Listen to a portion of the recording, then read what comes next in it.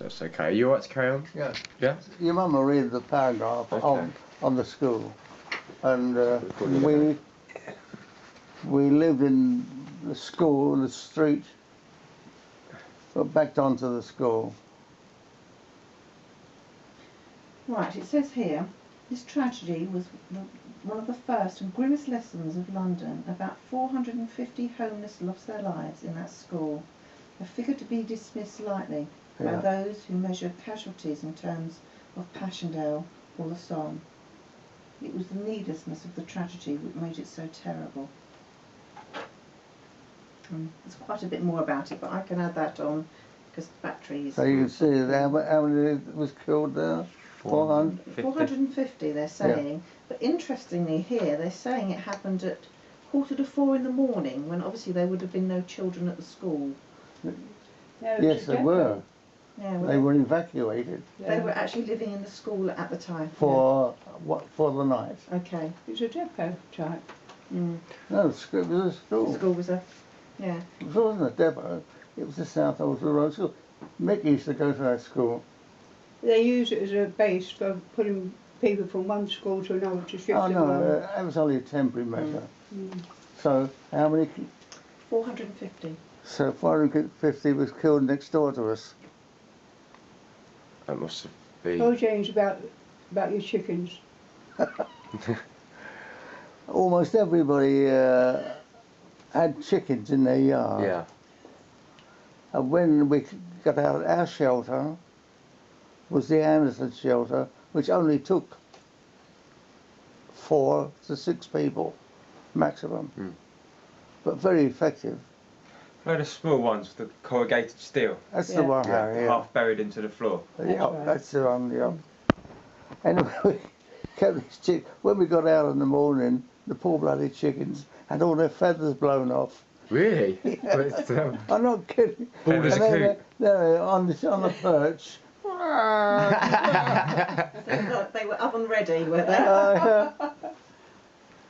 And but then when we came,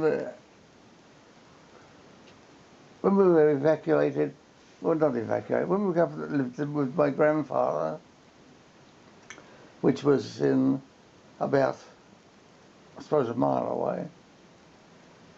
The bombing was just as bad, and I can remember a bomb coming down, the screeching down. Sort of whistling noise. Yeah.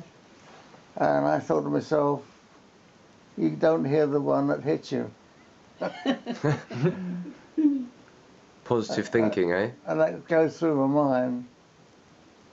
But unfortunately, it was a time or a dud bomb. And there is a certain power of men that would go around that would defuse these bombs. Oh, risky. Oh, God, yes. Very brave men. And I wasn't one of them. I buggered off. Don't blame me, Grandad. I was down the bottom of the road. Anyway, nothing happened. The bomb disposal people did the necessary. But then I used to, my brother-in-law was in the Gloucesters, and he was home on leave, and it was quite a usual thing. He'd come home on leave. Full bombing raid was on, but we would go see him off, go up into London, one of the stations, just to see him off. Whilst the bombs were falling? Yeah.